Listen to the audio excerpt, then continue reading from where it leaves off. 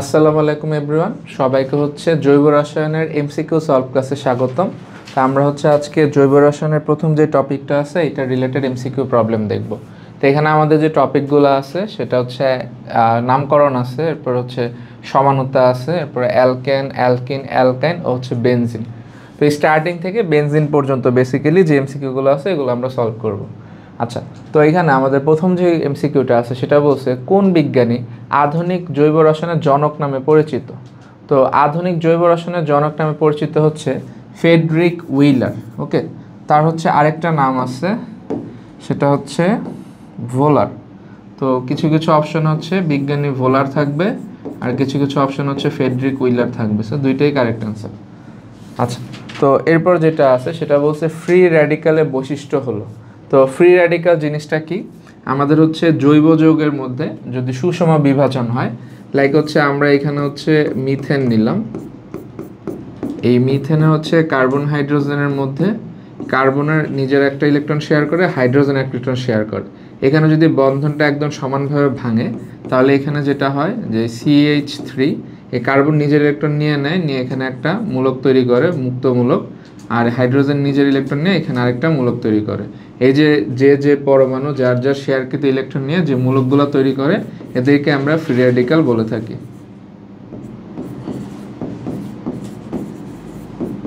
তাহলে এটা হচ্ছে মিথাইল ফ্রি র্যাডিক্যাল, এটা হচ্ছে হাইড্রোজেন ফ্রি র্যাডিক্যাল।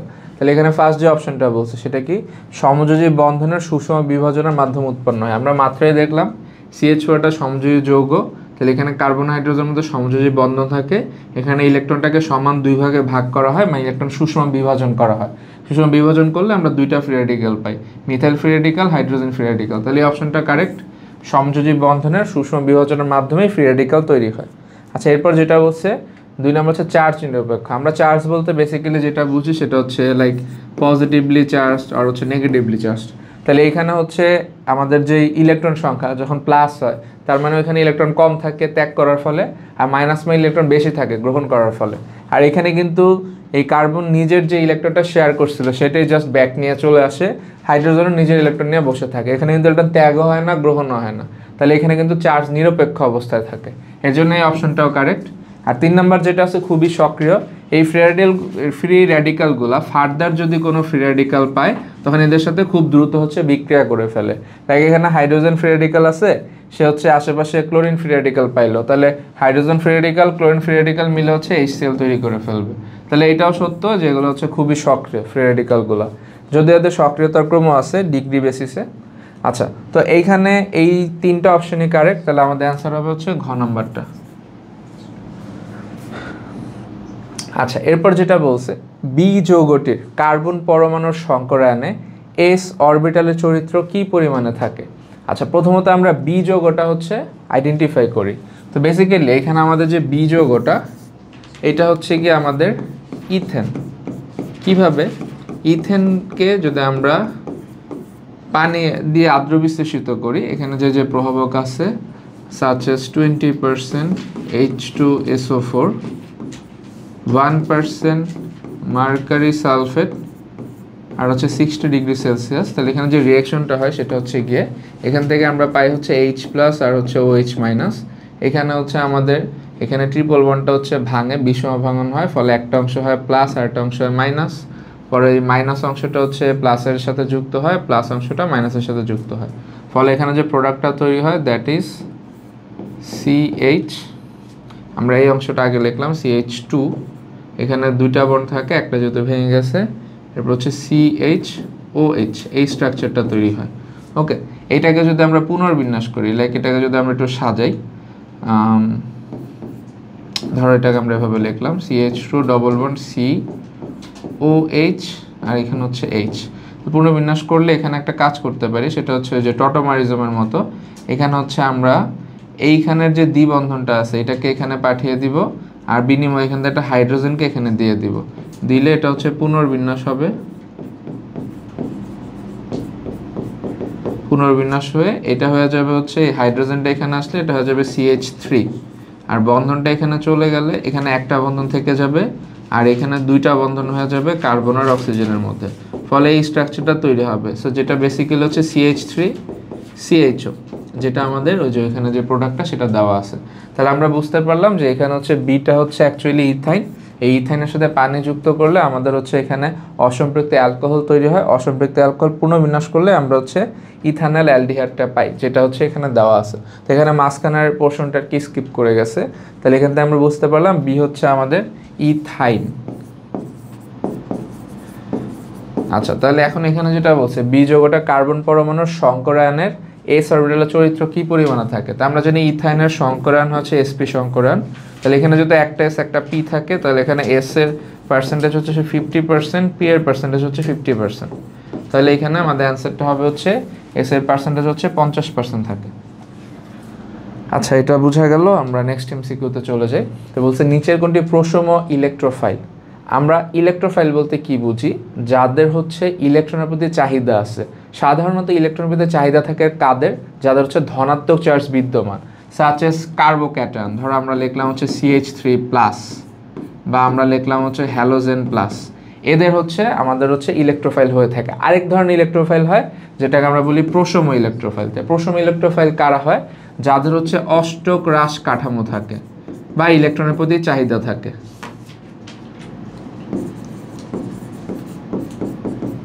অষ্টক হ্রাস কাঠামো।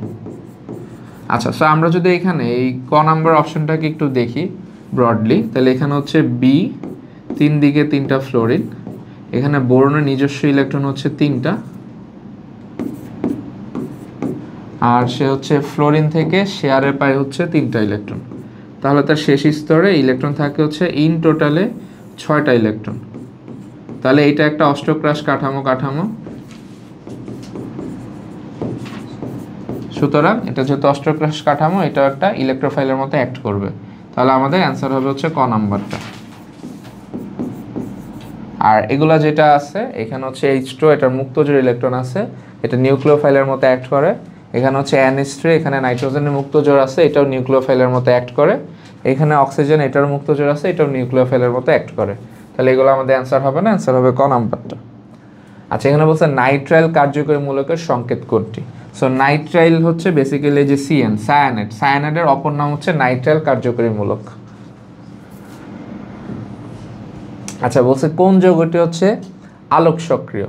তো আমরা এই স্ট্রাকচারগুলোকে যদি একটু আঁকার চেষ্টা করি, আমাদের এখানে আছে প্রোপানল, তার মানে 3 কার্বন। তাহলে আমরা 3টা কার্বন দিয়ে দিলাম শুরুতে। এরপর বলছে 2 নাম্বার কার্বনে মিথাইল গ্রুপ আছে। সো এটা যদি 1 হয়, এটা 2, এটা 3। এখানে 2 নাম্বার কার্বনে আমরা একটা মিথাইল গ্রুপ দিলাম। আর যেহেতু আবার বলছে প্রোপানল 2, মানে হচ্ছে অ্যালকোহল গ্রুপটা হচ্ছে 2 নাম্বার কার্বনে আছে, তাহলে এখানে আমরা একটা OH দিয়ে দিলাম। এরপর হচ্ছে আমরা এটা কমপ্লিট করলাম CH3।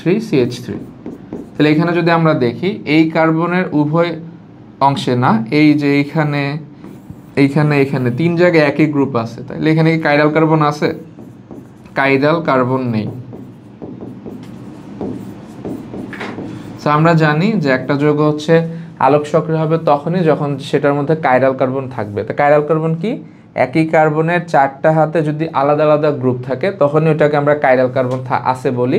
কারণ ওই ধরনের কাঠামোই সাধারণত আলোক সক্রিয় হয়ে থাকে। তাহলে এটাতে কাইরাল কার্বন নেই, এর জন্য এটা আলোক সক্রিয় হবে না। আচ্ছা, এরপর যেটা আছে প্রোপানল 2, তাহলে এখানে হচ্ছে আমরা 3টা কার্বন দেই। আর এখানে হচ্ছে অ্যালকোহল গ্রুপটা আছে 2 নাম্বার কার্বনে, তাহলে এখানে আমরা একটা OH দিলাম। তাহলে এখানে স্ট্রাকচারটা হচ্ছে এরকম। তো এখানে যদি আমরা দেখি এই কার্বনের 2 সাইডে একই মূলক আছে, এর জন্য এটা হচ্ছে কাইরাল কার্বন নেই। সো এটা হচ্ছে আমাদের আলোক সক্রিয় হবে না। বিউটানল 1টাও সেম, এটাও আলোক সক্রিয় হবে না। বাট আমরা যদি বিউটানল 2 এর স্ট্রাকচারটা দেখি, তো এটা কীরকম? তো এখানে হচ্ছে বিউট, দ্যাট মিনস 4টা কার্বন আছে, তো আমরা 4টা কার্বন দিলাম প্রথমে। এরপরে আমরা হচ্ছে এখানে 2 যেহেতু বলছে, এটা যদি 1 নাম্বার কার্বন হয়, এটা 2, 3, 4। তো এখানে আমরা একটা OH গ্রুপ দিলাম। এরপরে আমরা জাস্ট হাইড্রোজেন দিয়ে ফিল আপ করে দিই।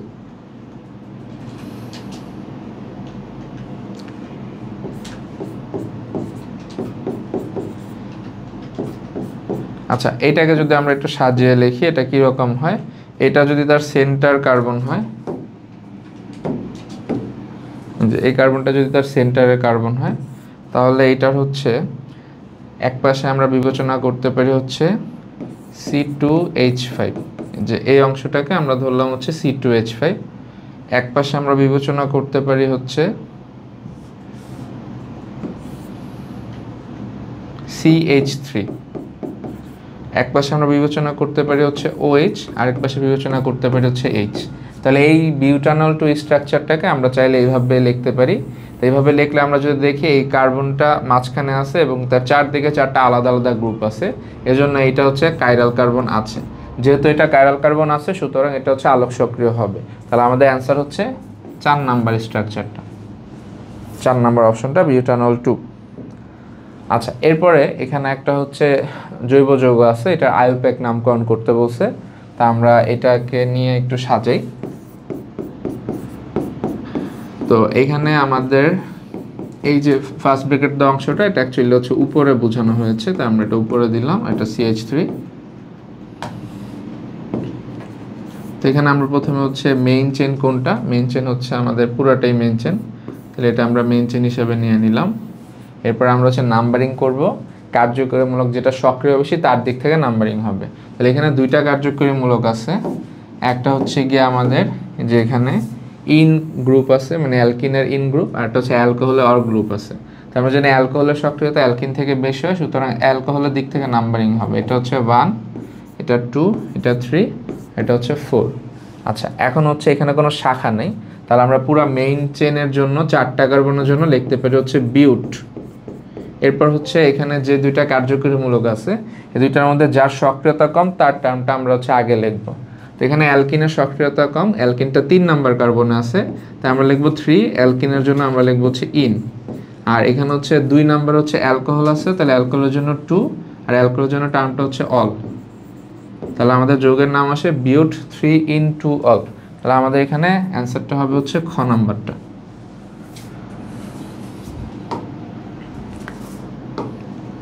আচ্ছা, এরপরে বলছে গ্লুকোজ অণুতে কয়টি কাইরাল কার্বন আছে। তা আমরা গ্লুকোজের সাধারণ সংকেতটা জানি এরকম C6H12O6, বাট এইটা বললে কিন্তু আমরা কাইরাল কার্বনটা আইডেন্টিফাই করতে পারবো না। তো এটা যদি আমরা ব্রড স্ট্রাকচারটা দেখি, এটার যদিও অনেক কনফিগারেশন হয়, alpha D glucose, beta D glucose, তা আমরা জেনারেল স্ট্রাকচারটা আর কি দেখতেছি।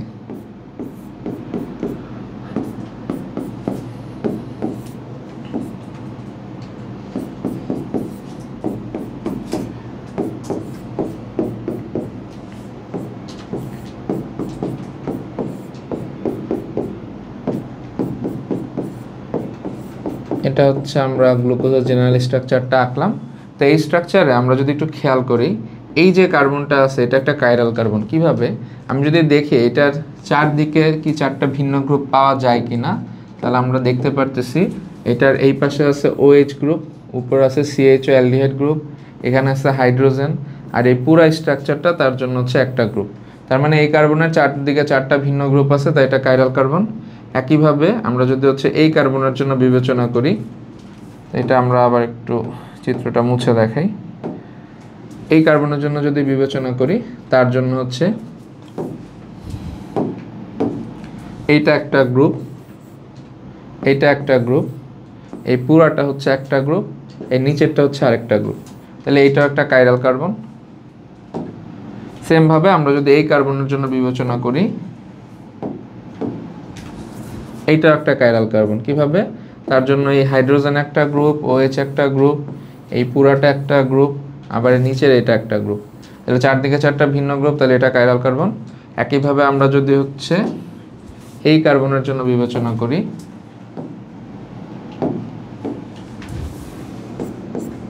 এটার জন্য হচ্ছে এটা একটা গ্রুপ, এটা একটা গ্রুপ, এটা একটা গ্রুপ, 3টা গ্রুপ, আর এই পুরাটা মিলে হচ্ছে একটা গ্রুপ। তাহলে তার হচ্ছে এখানে 4টা ভিন্ন ভিন্ন গ্রুপ আছে, সুতরাং বলতে পারি এই 4টা কার্বনের জন্য আমরা কাইরাল কার্বন স্ট্রাকচারটা পাই। এবার যদি আমরা এটা দেখি, এটার হচ্ছে 2 হাতে হচ্ছে হাইড্রোজেন চলে আসে, এর জন্য এটা কাইরাল কার্বন হয় না। একইভাবে এই স্ট্রাকচারটাও কাইরাল কার্বন সাজানো যায় না। তাহলে আমাদের বলতে পারি গ্লুকোজ স্ট্রাকচার হচ্ছে 4টা কাইরাল কার্বন বিদ্যমান। তাহলে অ্যান্সার হবে খ নাম্বারটা।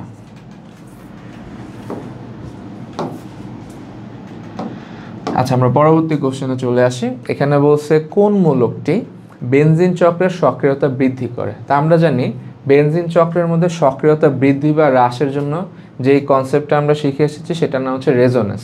তো রেজোনেন্স হচ্ছে 2টা গ্রুপের উপর ডিপেন্ড করে, একটাকে আমরা বলি অর্থপ্যারা নির্দেশক আর একটা বলি মেটা নির্দেশক। তাহলে অর্থপ্যারা নির্দেশক গ্রুপগুলো হচ্ছে বেনজিন বলয় সক্রিয়কারী, আর মেটা নির্দেশক গ্রুপগুলো হচ্ছে বেনজিন বলয় নিষ্ক্রিয়কারী। তাহলে অর্থপ্যারা নির্দেশক গ্রুপ চিনা সবচেয়ে ইজিয়েস্ট ওয়ে হচ্ছে অর্থপ্যারা নির্দেশক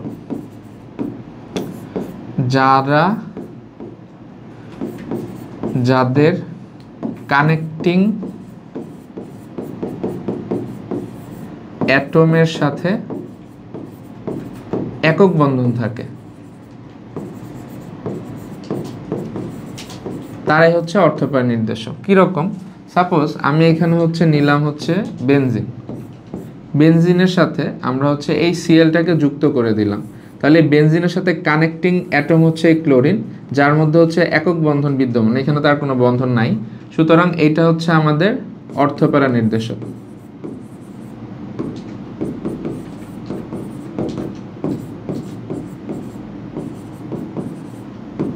ঠিক আছে, আর যাদের হচ্ছে দ্বিবন্ধন থাকে তারা হচ্ছে আমাদের মেটা নির্দেশক। লাইক আমরা এই গ নাম্বারটা যদি দেখি, এটা অর্থপ্যারা কিরকম, যেটা বেনজিন স্ট্রাকচার, এটার সাথে কানেক্টিং কার্বন হচ্ছে এই কার্বনটা, এইটার সাথে যে পরমাণুগুলো আছে এগুলো সব দেখো সব হচ্ছে একক বন্ধন, যে এটা একটা একক বন্ধন, এটা একটা একক বন্ধন, এটা একটা একক বন্ধন, যেহেতু সব একক বন্ধন দ্যাট মিনস এই যে মূলকটা আছে এটা হবে অর্থপ্যারা নির্দেশক। বাট আমরা যদি এখানে এই সিএইচও স্ট্রাকচারটা নেই বা সায়ানাইড স্ট্রাকচারটা নেই, তাহলে এটার ক্ষেত্রে কি হয় দেখো, এইটা হচ্ছে আমাদের কানেক্টিং কার্বন, বাট এর সাথে এক সাইডে হচ্ছে অক্সিজেনের সাথে দ্বিবন্ধন আছে, আর এক সাইডে হাইড্রোজেনের সাথে একক বন্ধন। তাহলে এখানে কি হচ্ছে, কানেক্টিং যে কার্বনটা আছে, এই যে কানেক্টিং কার্বন তার সাথে হচ্ছে দ্বিবন্ধন বিদ্যমান, যেহেতু দ্বিবন্ধন আছে তাই পুরো মূলকটাকে আমরা বলবো হচ্ছে মেটা নির্দেশক। তাহলে আমরা আশা এই ব্যাপারটা ক্লিয়ার হয়েছে যে বেনজিনের সাথে কানেক্টিং কার্বনটা যদি তার সাথে যদি দ্বিবন্ধন থাকে তাহলে ওটা মেটা নির্দেশক হয়, আর হচ্ছে বেনজিনের সাথে কানেক্টিং যে কার্বনটা তার সাথে যদি একক বন্ধন থাকে তাহলে ওরা সব হচ্ছে অর্থপ্যারা নির্দেশক হয়। তাহলে এই পার্সপেক্টিভে এখানে হচ্ছে এই ক্লোরোবেনজিন আর হচ্ছে টলুইন এই দুইটাই হচ্ছে আমাদের অর্থপ্যারা নির্দেশক গ্রুপ আছে এদের মধ্যে, মানে CH3 এগুলো অর্থপ্যারা নির্দেশক গ্রুপ। তাহলে এরা কি করে, এরা হচ্ছে রেজোনেন্স কাঠামোর কারণে আমাদের হচ্ছে ইলেকট্রন ঘনত্ব বেনজিন বলয় বৃদ্ধি করতে পারে। ঠিক আছে, এর জন্য হচ্ছে বেনজিন চক্রের সক্রিয়তাটাও বৃদ্ধি পায়। এর জন্য আমাদের অ্যান্সার হতে পারে 1 অথবা হচ্ছে 3। তাহলে এখানে যেহেতু 1 নাম্বারটা স্টার্টিং আছে তা আমাদের এইটাই অ্যান্সার দিতে হবে। আর খ আর হচ্ছে ঘ এই দুইটা হচ্ছে আমাদের মেটা নির্দেশক গ্রুপ। ওকে, আমরা পরের এমসিকিউতে চলে যাই। বলছে নিচের কোনটি বিষম চাক্রিক যৌগ? আচ্ছা, তো আমরা এই সুষম চাক্রিক বিষম চাক্রিক জিনিসটা অ্যালিফেটিক যৌগতেও নাম শুনেছি, অ্যারোমেটিক যৌগতেও নাম শুনেছি। তো দুইটার মধ্যে বিষম চাক্রিকের বোঝার সবচেয়ে ইজিয়েস্ট ওয়ে হচ্ছে যে বিষম চাক্রিক যে যৌগগুলো হয়ে থাকে তাদের সাথে হচ্ছে অন্য কোনো একটা পরমাণু থাকে। মানে লাইক আমি এখানে লিখলাম হচ্ছে CH2 CH2 CH2 CH2, তো এটা হচ্ছে আমাদের সাইক্লোবিউটান স্ট্রাকচার। এখানে দেখো প্রত্যেকটা পয়েন্টে হচ্ছে আমাদের একই জিনিস আছে, মানে carbon hydrogen carbon hydrogen. But আমরা যদি এই যৌগটা দেখি, এখানে দুইটা পয়েন্টে কার্বন হাইড্রোজেন আছে, আরেকটা পয়েন্টে অক্সিজেন আছে। তো যদি এরকম ভিন্ন কোনো কিছু যদি একই বস্তুর মধ্যে চলে আসে তখনই ওইটা হচ্ছে আমাদের বিষমচাক্রিক যৌগ হিসেবে নাম পায়। লাইক এটা হচ্ছে আমাদের বিষমচাক্রিক আর এটা হচ্ছে আমাদের সুষমচাক্রিক। তো এই দুইটা হচ্ছে আমাদের কিসের ক্ষেত্রে, অ্যালিফেটিক যৌগের ক্ষেত্রে। তো এখানে আমাদের অ্যালিফেটিক অ্যারোমেটিক যে কোনোটাই থাকতে পারে, যেহেতু শুধু বিষমচাক্রিক বলছে। তাহলে আমরা যদি সাইক্লোহেক্সেন দেখি, সাইক্লোহেক্সেনের স্ট্রাকচারটা হচ্ছে এরকম, এটার মধ্যে সব জায়গায় হচ্ছে CH2 থাকে, তাহলে এখানে কিন্তু ভিন্ন কোনো গ্রুপ নাই, তাহলে এটা হচ্ছে আমাদের সুষমচাক্রিক। এটা হচ্ছে আমাদের অ্যালিফেটিকের সুষমচাক্রিক। বাট আমরা যদি ফিউরান স্ট্রাকচারটা দেখি, ফিউরান স্ট্রাকচারটা দেখতে হচ্ছে এরকম, এই যে এখানে দেখো সব জায়গায় হচ্ছে CH আছে, শুধুমাত্র এইখানে বাইরের একজন লোক আছে যে হচ্ছে অক্সিজেন। তাহলে যেহেতু এখানে একটা ভিন্ন গ্রুপ আছে CH গুলার মধ্যে, এর জন্য এইটাই হবে আমাদের বিষমচাক্রিক যৌগ। এরপর যদি আমরা সাইক্লোপ্রোপেন নেই, এটার স্ট্রাকচার হবে এরকম CH2 CH2 CH2। তাহলে এখানেও দেখো একই বস্তু আছে, সো এখানে কোনো ভিন্ন কোনো গ্রুপ নেই, সুতরাং এটা হচ্ছে আমাদের সুষমচাক্রিক। এরপর যদি আমরা ন্যাপথালিন স্ট্রাকচার দেখি, এটার ক্ষেত্রেও হচ্ছে এটা স্ট্রাকচারটা হচ্ছে এরকম, এটার মধ্যেও কোনো ভিন্ন গ্রুপ নেই, সব জায়গায় হচ্ছে একই জিনিস CH আছে, এর জন্য এটা হচ্ছে আমাদের সুষম চাকতিক। তাহলে আমাদের অ্যান্সার হবে হচ্ছে ফিউরান। আচ্ছা, এরপর এখানে যেটা বলছে যে এখানে একটা এক্স মূলক আছে, একটা এ যৌগ আছে, একটা ওয়াই যৌগ আছে, বলছে তিনটা যৌগের মধ্যে সক্রিয়তার ক্রম কোনটা সঠিক। আচ্ছা, তা আমরা প্রথমে বের করে ফেলি কোনটা কি। তা আমরা এ তো দেখে বুঝতেই পারতেছি এটা হচ্ছে আমাদের জন্য বেনজিন। তো এখানে হচ্ছে আমরা অ্যালকাইলেশন করতেছি CH3Cl দিয়ে, ফলে এখানে আমাদের তৈরি হবে হচ্ছে টলুইন। এই হাইড্রোজেন বেনজিনের উপরে হাইড্রোজেনটা রিপ্লেস হয়ে এখানে একটা CH3 বসে পড়বে।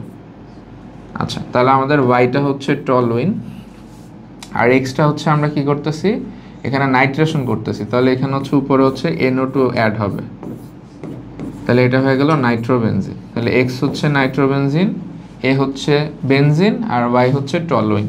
তো এখন আমরা জানি এই NO2 গ্রুপটা হচ্ছে মেটা নির্দেশক। কেন? কাছে যে এটার মধ্যে হচ্ছে দ্বিবন্ধন আছে, যে নাইট্রোজেনের সাথে অক্সিজেনের দ্বিবন্ধন বিদ্যমান, আর এখানে হচ্ছে কার্বনের সাথে হাইড্রোজেন একক বন্ধন, তাহলে এটা হচ্ছে অর্থপ্রাণ নির্দেশক। তাহলে আমরা জানি অর্থপ্রাণ নির্দেশক হচ্ছে বেনজিন বলয় সক্রিয়কারী। দ্যাট মিনস এই অর্থপ্যারা যে গ্রুপটা আছে বা এই যৌগটা, এটা সক্রিয়তা সবচেয়ে বেশি হবে, তাহলে ওয়াই এর সক্রিয়তা সবচেয়ে বেশি। এরপর হচ্ছে যেটা মেটা নির্দেশক, এটা হচ্ছে বেনজিন বলয় নিষ্ক্রিয়কারী, এটা সক্রিয়তা সবচেয়ে কম হবে, তাহলে এক্স এর সক্রিয়তা সবচেয়ে কম, আর বেনজিন হচ্ছে মাঝামাঝি অবস্থানে থাকবে। তাহলে আমাদের এইটা হচ্ছে কারেক্ট ক্রম, প্রথমে ওয়াই, তারপরে এ, তারপর হচ্ছে এক্স। তাহলে আমরা যদি এখানে অপশনগুলো দেখি, এখানে যে গরুর গ নাম্বারটা হচ্ছে কারেক্ট, ওয়াই এ এক্স। ওকে, আচ্ছা, তাহলে আমরা পরের কোশ্চেনে চলে যাই। এখানে বলেছে টটোমারিতা প্রদর্শন করে কোন যৌগটি। তো আমরা টটোমারিজম পড়ে এসেছি, গাঠনিক সমানতার মধ্যে ছিল। সো এই টটোমারিজম কোন ধরনের যৌগগুলো দিত? আমাদের অ্যালডিহাইড টটোমারিজম দিত, কিটোন টটোমারিজম দিত। আমরা যদি এখানে নামগুলো একটু পড়ি, এখানে প্রথম যে যৌগটা আছে এটা হচ্ছে প্রোপানন, মানে এটা বেসিক্যালি একটা কিটোন। তাহলে এটা যেহেতু কিটোন, তাহলে এইটাই হচ্ছে আমাদের টটোমারিজম দিবে। ওকে, তাহলে এইটাই হচ্ছে আমাদের অ্যান্সার। তাহলে টটোমারিজম কে কে দেয়? কিটোন দিতে পারে, অ্যালডিহাইড দিতে পারে, আর হচ্ছে কিটোস্টার যৌগ দিতে পারে। কিটোস্টার যৌগ। তাহলে এখানে আমরা প্রথম যৌগটা পাইছি কিটোন, তাহলে এটাই আমাদের টটোমারিজম দিবে। আচ্ছা, এখানে বলছে একটি পাই বন্ধনের স্থলে দুইটি সিগমা বন্ধন গঠিত হয় কোন বিক্রিয়ায়। এখানে তিন ধরনের বিক্রিয়া দিয়েছে, এন্ড বলছে কোন বিক্রিয়া হচ্ছে পাই বন্ধন হচ্ছে দুইটা সিগমা বন্ধনে কনভার্ট হয়। ফার্স্ট যে বিক্রিয়াটা আছে অপসারণ বিক্রিয়া। আচ্ছা, আমরা এটা যদি একটু থিঙ্ক করি, সাপোজ আমার কাছে আছে হচ্ছে CH3CH3, তাহলে এটা হচ্ছে আমরা অ্যালুমিনিয়াম হাইড্রোক্সাইডের উপস্থিতিতে হিট দিলাম, দিলে এখান থেকে একটা হাইড্রোজেন অপসারিত হলো H+ আকারে, এখান থেকে একটা হাইড্রোজেন অপসারিত হলো H- আকারে, ফলশ্রুতিতে এখানে তৈরি হবে CH2 double bond CH2 plus হচ্ছে H2। তাহলে এখানে যদি আমরা দেখতে পাই, এখানে ছিল হচ্ছে একটা সিগমা বন্ধন, আর এখানে যা হয়ে গেছে হচ্ছে পাই বন্ধন। তাহলে এখানে যখন অপসারণ বিক্রিয়া হচ্ছে, তখন সিগমা বন্ধন বরঞ্চ হচ্ছে পাই বন্ধনে কনভার্ট হচ্ছে। সিগমা তো একটা আগে ছিল, নতুন আর একটা হচ্ছে পাই তৈরি হয়েছে। তাহলে এখানে আমরা বলতে পারি যে অপসারণ বিক্রিয়া হচ্ছে পাই বন্ধন তৈরি হয়, আর এখানে বলছে পাই বন্ধন হবে সিগমা, তাহলে এটা তো অপশনে হচ্ছেই না, তাহলে অপসারণ বিক্রিয়া এটা হবে না, সেখানে পাই সিগমা হয় না, বরং এখানে আরো পাই বন্ধন তৈরি হতে পারে। দ্রুত বিক্রিয়া বা সংযোজন বিক্রিয়া, এটা যদি আমরা এক্সাম্পল দেখি, সাপোজ আমাদের কাছে আছে CH2 ডবল বন্ড CH2, আমরা এটার সাথে হচ্ছে H2 যুক্ত করলাম নিকেল প্রবাহকের উপস্থিতিতে 180 ডিগ্রি সেলসিয়াস টেম্পারেচারে, তাহলে আমাদের এখানে তৈরি হবে CH3 সিঙ্গেল বন্ড CH3। তাহলে এখানে যদি আমরা দেখতে পাই, তাহলে আমরা বলতে পারি যে এখানে হচ্ছে আমাদের ছিল হচ্ছে পাই বন্ধন, আর এখানে যে এটা হয়ে গেছে হচ্ছে সিগমা বন্ধন। ঠিক আছে, তাহলে এইটার ক্ষেত্রে আমরা বলতে পারি যে হ্যাঁ, দ্রুত বিক্রিয়া হচ্ছে আমরা পাই বন্ধনকে সিগমা বন্ধন করতে পারি। আচ্ছা, এরপর যেটা বলছে পলিমারকরণ বিক্রিয়া, তো এটার জন্য যদি আমরা দেখি, ধর আমরা পলিথিনের বিক্রিয়া দেখি, পলিথিনের মনোমারটা থাকে হচ্ছে এটা CH2 ডবল বন্ড CH2, এটা n সংখ্যক আমরা যুক্ত করি, যুক্ত করার পর আমরা এখানে যে হচ্ছে রিপিট ইউনিটটা পাই, সেটা এরকম পাই CH2 single bond CH2 single bond. That means basically এখানে যে পাই বন্ধনটা থাকে, এইটাই হচ্ছে এই পাশে সিগমা, এই পাশে সিগমা আকারে চলে আসে, তাহলে এখানে একটা পাই দুইটা সিগমা আকারে আসে, তাহলে এই অপশনটাও কারেক্ট। তাহলে 2 ও 3 উভয় অপশনে হচ্ছে কারেক্ট, তাহলে আমাদের অ্যান্সার হবে হচ্ছে খ নাম্বারটা।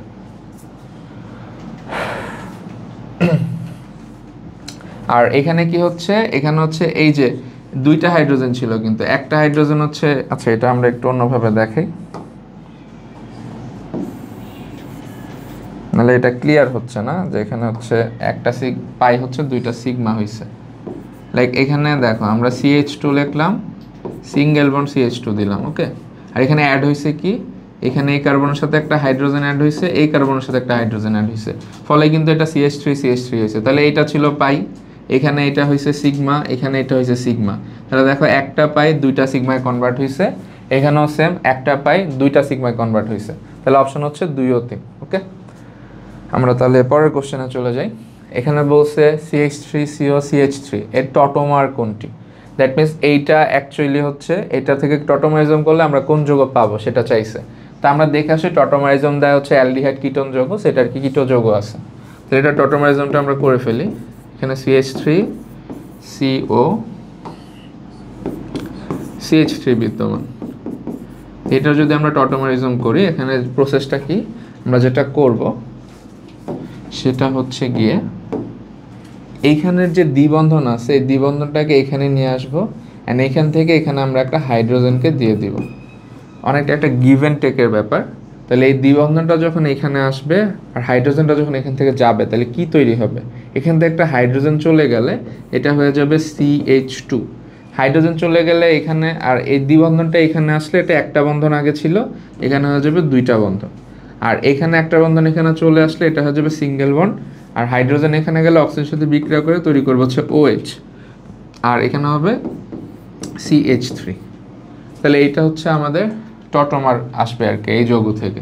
তাহলে এইখানে এই সংকেতটা আমাদের কোথায় আছে, এটা হচ্ছে আমাদের যে 1 নম্বরে আছে, এটা একই জিনিস, ওকে। তাহলে এটা হচ্ছে আমাদের টটোমার। আচ্ছা, এরপরে বলছে কোন মূলকটি বেনজিন চক্রে মেটা নির্দেশক। তা আমরা মেটা নির্দেশক কনসেপ্টটা কি শিখছি, বেনজিন রিং এর সাথে যে কানেক্টিং অ্যাটম থাকে তার সাথে যদি দ্বিবন্ধন থাকে তাহলে মেটা, আর একক বন্ধন থাকলে হচ্ছে অর্থপ্যারা। তাহলে এখানে আমরা একটু চেক করি, এই যে যৌগটা আছে এটাকে যদি আমরা বেনজিনের সাথে কানেক্ট করি এটা কেমন হবে। এটা বেনজিন, এখানে নাইট্রোজেন আছে, নাইট্রোজেনের সাথে হচ্ছে একটা হাইড্রোজেন আছে, আর এদিকে হচ্ছে CH3 আছে। তাহলে এখানেও সিগমা বন্ধন মানে একক বন্ধন, এখানেও একক বন্ধন, তাহলে এটা আমাদের হচ্ছে অর্থপ্যারা নির্দেশক, এটা মেটা হবে না। বাট আমরা যদি এই SO3Hটা দেখি, এইখানে আমাদের হচ্ছে অ্যাকচুয়ালি এই স্ট্রাকচারটা আছে।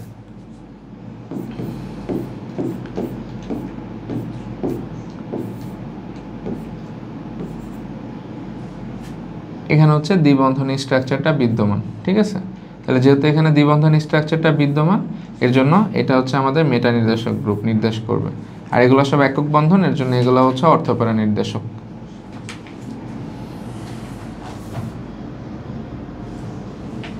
সেটার হোল স্ট্রাকচারটাই দেখা দিই।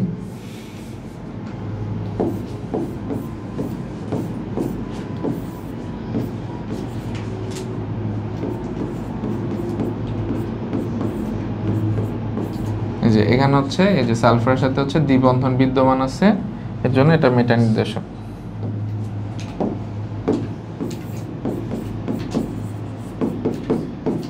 ওকে, আচ্ছা আমরা নেক্সট কোশ্চেনে চলে যাই। আচ্ছা, এইখানে হচ্ছে আমাদের একটা বিষমচাক্রিক যৌগ আছে, ঠিক আছে। এখন বলছে যৌগটাতে অ্যারোমেটিকত্ব প্রদর্শনের জন্য n এর মান কত। একটা যৌগ অ্যারোমেটিকত্ব প্রকাশ করবে কিনা বা অ্যারোমেটিক হবে কিনা এটা আমরা হাকেল তত্ত্বের মাধ্যমে এক্সপ্লেইন করতে পারি। তো হাকেল তত্ত্বের কন্ডিশনটা কি, যে প্রথম কথা হচ্ছে চাক্রিক যৌগ হইতে হবে, এটা একটা চাক্রিক যৌগ, কন্ডিশন স্যাটিসফাই করে। দ্বিতীয়ত হচ্ছে এখানে যে পাই ইলেকট্রন থাকবে তার সংখ্যা হচ্ছে 4n+2 হইতে হবে, যেখানে n এর ভ্যালুগুলো হবে হচ্ছে 0, 1, 2, 3 এরকম, ওকে। সো আমরা এখানে যেটা করব সেটা হচ্ছে আমরা 4n+2 সংখ্যক পাই ইলেকট্রন ইকুয়াল টু আমরা জাস্ট পাই ইলেকট্রনটা লিখে দিব। তাহলে এখানে আমরা যদি দেখি দুইটা দ্বিবন্ধন আছে, তা আমরা জানি একটা পাই বন্ধনে দুইটা ইলেকট্রন থাকে, তাহলে এখানে দুইটা পাই ইলেকট্রন হচ্ছে 2, 2, 4। বাট এখানে হচ্ছে নাইট্রোজেন একটা মুক্ত জোড় আছে, এটাকে আমরা পাই ইলেকট্রন হিসেবে কাউন্ট করব। তাহলে এখানে আমাদের হচ্ছে দুইটা ইলেকট্রন আছে, তাহলে ইন টোটাল পাই ইলেকট্রন হচ্ছে 6টা। এখানে 2টা ওই পাশে পাঠাইলে 6 - 2 হবে 4, 4 দিয়ে 4 ভাগ দিলে n আসবে 1। তাহলে আমরা বলতে পারি এই যৌগটার জন্য আমাদের n এর মান হবে হচ্ছে 1। আচ্ছা, এখানে বলছে এই উদ্দীপকের বিক্রিয়াটির নাম কি। তো এখানে আমাদের কাছে বেনজিন আছে আর এটা হচ্ছে অ্যাসিড হ্যালাইড আছে। তো অ্যাসিড হ্যালাইডের এই জিনিসটাকে ভাঙলে আমরা পাবো CH3 C+O আর হচ্ছে Cl-। তাহলে এইখানে যদি আমরা একটা হাইড্রোজেন বিবেচনা করি তাহলে হাইড্রোজেনের জায়গা হচ্ছে এই জিনিসটা এসে প্রতিস্থাপিত করে আর H+Cl- মিলে HCl তৈরি করে। তাহলে এই যৌগের নাম হচ্ছে অ্যাসিটোফিনন।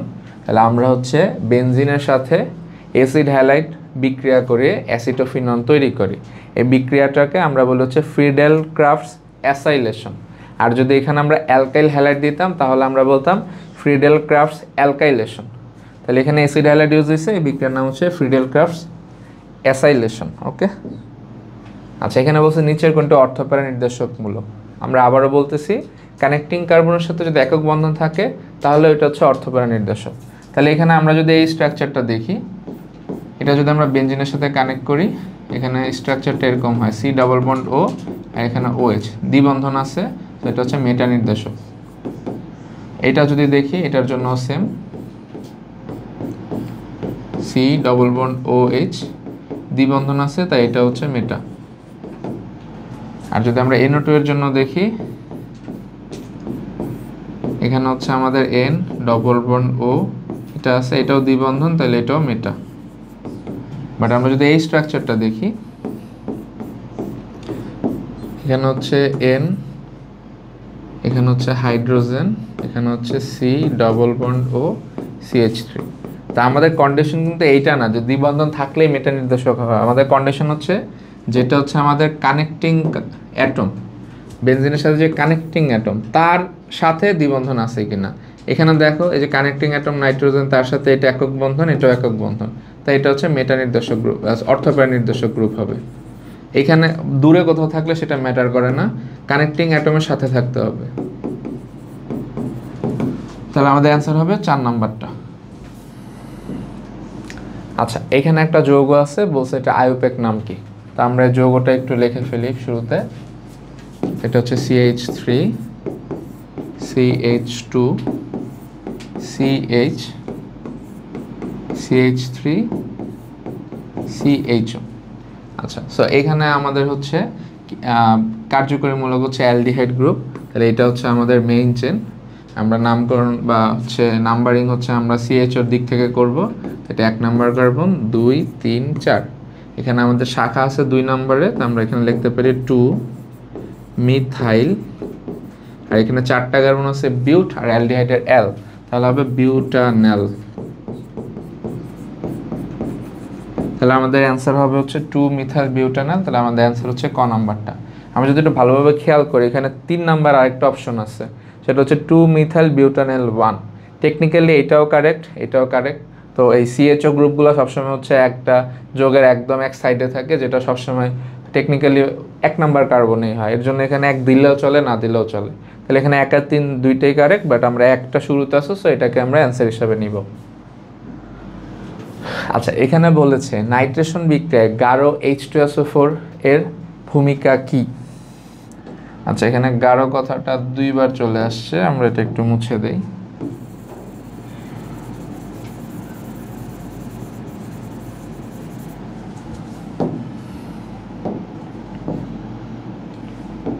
আচ্ছা, সো নাইট্রেশন বিক্রিয়ায় H2SO4টা যেটা করে, সে হচ্ছে নাইট্রিক অ্যাসিডের সাথে বিক্রিয়া করে আমাদের যে মেইন যে জিনিসটা দরকার, এই নাইট্রিক অ্যাসিড থেকে NO2 প্লাসটাকে বের করে, NO2 প্লাসটাকে বের করে আমাদেরকে হচ্ছে ইলেকট্রোফাইল প্রোভাইড করে।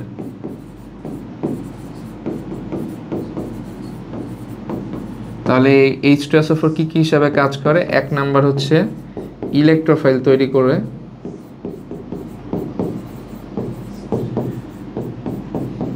2 নাম্বার হচ্ছে এখানে দেখা যায় যে বিক্রিয়ার শেষে H2SO4টা মানে অপরিবর্তিত থেকে যায়, ইন বিটুইন সে বিক্রিয়াতে হেল্প করে। দ্যাট মিনস সে হচ্ছে ক্যাটালিস্ট হিসেবে কাজ করে, মানে হচ্ছে প্রভাবক হিসেবে কাজ করে। তো প্রভাবক কি করে? বিক্রিয়ার গতি বৃদ্ধি করে। তাহলে এখানে আমাদের যেটা বলছে যে বিক্রিয়াকে সম্মুখমুখী করা, মানে বিক্রিয়ার গতিকে বৃদ্ধি করা। তার প্রভাবক হিসেবে কাজ করে, বিক্রিয়ার গতি বৃদ্ধি করে, তারপর হচ্ছে ইলেকট্রোফাইল তৈরি করে। আরেকটা কাজ করে সেটা হচ্ছে ডিহাইড্রোলাইট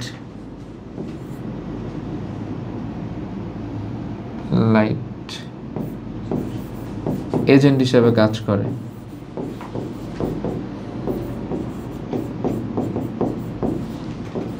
সো বেসিক্যালি সে যেটা করে সে হচ্ছে বিক্রিয়া উৎপন্ন পানিকে শোষণ করতে পারে। তাহলে এখানে আমাদের হচ্ছে 1 নাম্বার যেটা বলছে বিক্রিয়া উৎপন্ন পানি শোষণ করা, ডিহাইড্রোলাইট এজেন্ট হিসেবে কাজ করে, এটাও সঠিক। আমাদের যেহেতু ক্যাটালিস্ট হিসেবে কাজ করে, বিক্রিয়াটাকে অগ্রসর করতে সাহায্য করে, এর জন্য বিক্রিয়াটাকে সম্মুখমুখী করে, এটাও সঠিক। আর লাস্টে যেটা বলছে বিক্রিয়ার গতি হ্রাস করে, সম্মুখমুখী করলে তো হ্রাস করার প্রশ্নই ওঠে না, তাহলে এটা আমাদের ভুল। তাহলে অ্যান্সার হচ্ছে 1 ও 2, তাহলে অ্যান্সার হবে ক নাম্বারটা। আচ্ছা, এখানে আমাদেরকে বলছে এই একটা বস্তু আছে, তাকে ওজনীকরণ করে ওজোনাইট যৌগ তৈরি হয়, যার মধ্যে জিঙ্ক আর H2O দিলে আমাদের হচ্ছে প্রোপানন আর হচ্ছে ইথানল তৈরি হয়। আচ্ছা, তাহলে আমাদের বলছে এই যৌগটা কি সেটা বের করতে বলছে।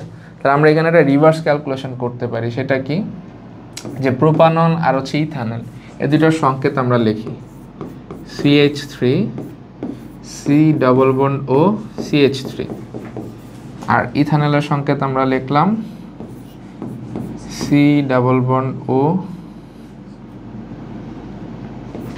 H আর হচ্ছে CH3। ওকে, তাহলে এইখানে আমাদের ইনিশিয়াল যৌগটা কি ছিল? তা আমরা নর্মালি যদি হচ্ছে অ্যালকিনের ওজনীকরণ করি, তাহলে আমরা যে প্রোডাক্টটা সবসময় পাই সেটা হচ্ছে অ্যালডিহাইড পাই। 1 মোল পাই, 2 মোল পাই, যে কয় মোল পাই অ্যালডিহাইড পাই। বাট এখানে দেখো একটা ভ্যারিয়েশন আছে, একটা হচ্ছে কিটোন পাইছো, একটা অ্যালডিহাইড পাইছো, মানে 2 ধরনের যৌগ পাইছো। এটা পাওয়ার জন্য আমাদের যে অ্যালকিনটা নেওয়া লাগে এটা সবসময় হচ্ছে শাখায়িত অ্যালকিন হতে হয়। ওকে, তাহলে এখানে আমরা যদি অ্যালকিনগুলো খেয়াল করি, এখানে আমাদের কাছে শাখায়িত অ্যালকিন অপশনে আছে হচ্ছে 3 নাম্বার আর 4 নাম্বার। ক হচ্ছে নর্মাল অ্যালকিন, তাহলে একটা তো অ্যালকাইন দেওয়া আছে, এটা তো হবেই না। আর যেটা অ্যালকিন দেওয়া আছে এটা যেহেতু শাখায়িত না, সো এটাও বাদ। তা আমাদের এখানে যেটা 2 মিথাইল পেন্টিন আছে, এইটা থেকে আমরা হচ্ছে এই 2টা যৌগ পাই না। বাট আমরা যে 4 নাম্বার অপশনটা আছে 2 মিথাইল বিউটিন 2, এটা থেকে 2টা যৌগ পেতে পারি। তাহলে এটা শর্টকাটটা কি? শর্টকাটটা হচ্ছে 2টা যৌগ আমরা পাশাপাশি লিখলাম যে 2টা আমাদের তৈরি হয়। এরপরে আমরা সিম্পলি কি করলাম, এখানে হচ্ছে এই যে অক্সিজেন 2টা আছে, অক্সিজেন 2টাকে মুছে দিলাম, এরপর এখানে একটা দ্বিবন্ধন দিয়ে দিলাম। তাহলে যে যৌগটা পাবো এটাই হচ্ছে আমাদের ইনিশিয়াল বিক্রিয়া। ঠিক আছে, তাহলে এটার নামটা কি হয় দেখো, এটা যদি আমরা মেইন চেন ধরি, 1 নাম্বার কার্বন, 2 নাম্বার, 3, 4, তাহলে এটার নাম হচ্ছে 2 মিথাইল, 4 কার্বন আছে, তাহলে হচ্ছে বিউট, আর এটা হচ্ছে 2 নাম্বার অ্যালকিন মূলক, তাহলে 2 ইন বা হচ্ছে বিউটিন 2, তাহলে এটার নাম হচ্ছে 2 মিথাইল বিউটিন 2। তাহলে এটাই হচ্ছে আমাদের অ্যান্সার। ঠিক আছে, এটা ওজনীকরণ করলে আমরা হচ্ছে ওই 2টা যৌগ পাই, প্রোপানন আর হচ্ছে ইথানল। আচ্ছা, এরপর বলছে এই যৌগটির গঠন কোনটি? তা আমরা মাত্রই বের করে ফেলছি এই যৌগের গঠন, এটা হচ্ছে এই যৌগের গঠন। তো আমাদের এই যৌগ এখানে কোনটা?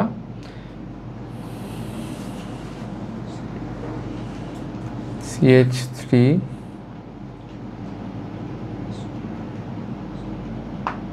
আচ্ছা, আমাদের 3 নাম্বার যে অপশনটা আছে এটাই হচ্ছে এই যৌগ। ওকে, CH3 C CH3 double bond CH3।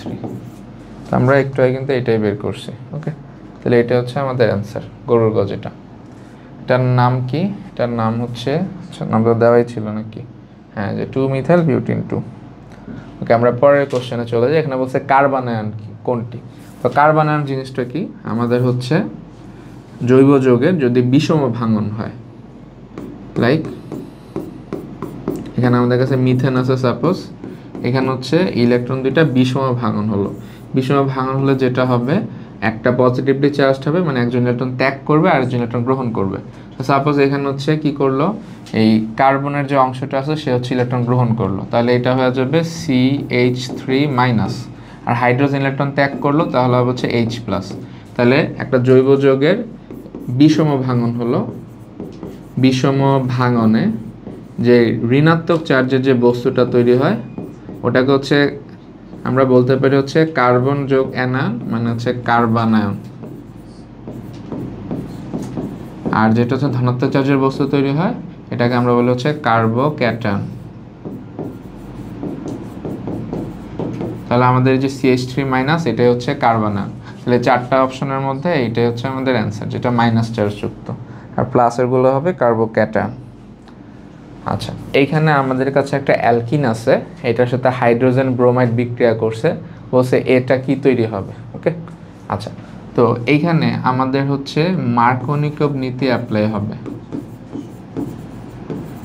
তো মার্কোনিকভ নীতিতে কি বলেছে যে আমাদের কাছে একটা অপ্রতিসম অসম্পৃক্ত যৌগ আছে। অপ্রতিসম অসম্পৃক্ত যৌগ কি, এখানে দ্বিবন্ধন আছে, সো এটা নো ডাউট এটা একটা অসম্পৃক্ত যৌগ। এখানে দ্বিবন্ধন, এই পাশে কার্বন আছে 2টা, এই পাশে কার্বন আছে 1টা, এর জন্য এটাকে আমরা বলতে পারি অপ্রতিসম অসম্পৃক্ত যৌগ।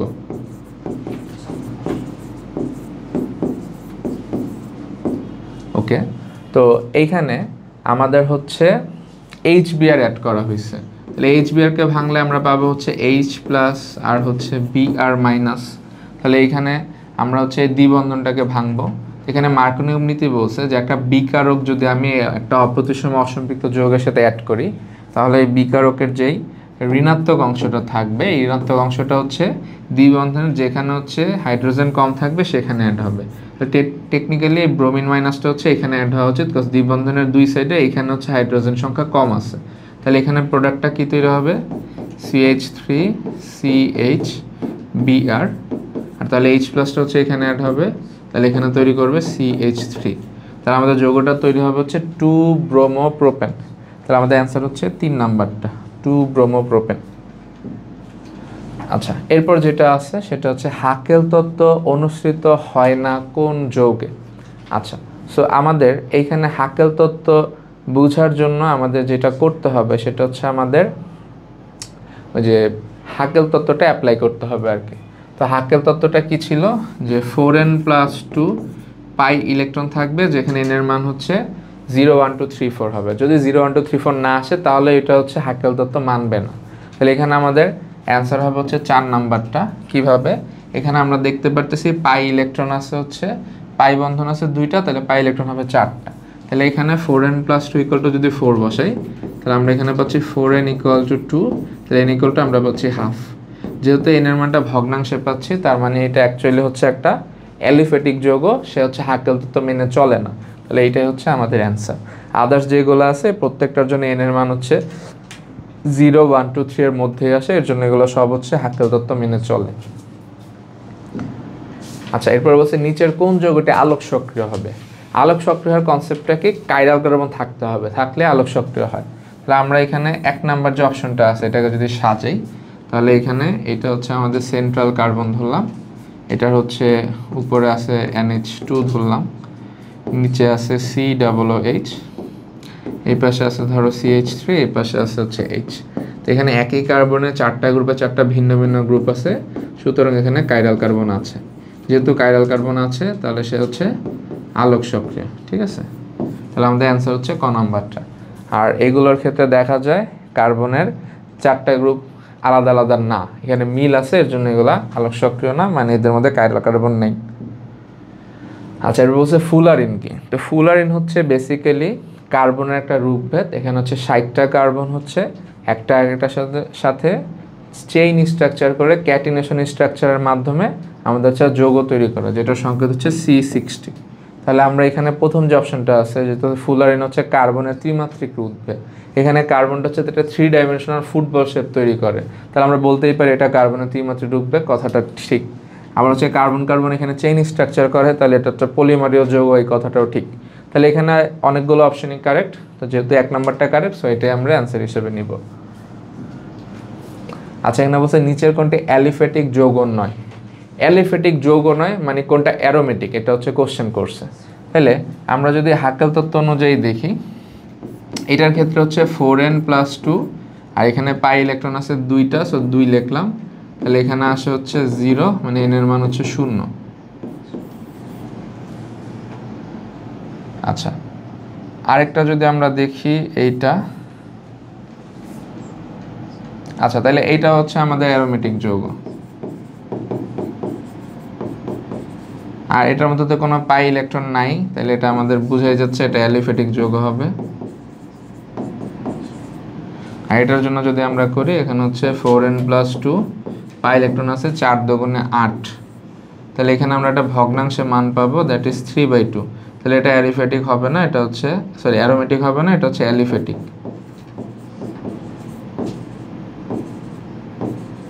আর এটা যে নাইট্রোবেনজিন আছে, এটার ভিতর বেনজিন স্ট্রাকচারে আমাদের হচ্ছে এখানে দ্বিবন্ধন থাকে 3টা, তার এখানে পাই ইলেকট্রন হচ্ছে 6টা, তাহলে 4n+2 = 6, তাহলে n আসবে হচ্ছে 1, তাহলে এটা হচ্ছে অ্যারোমেটিক যৌগ।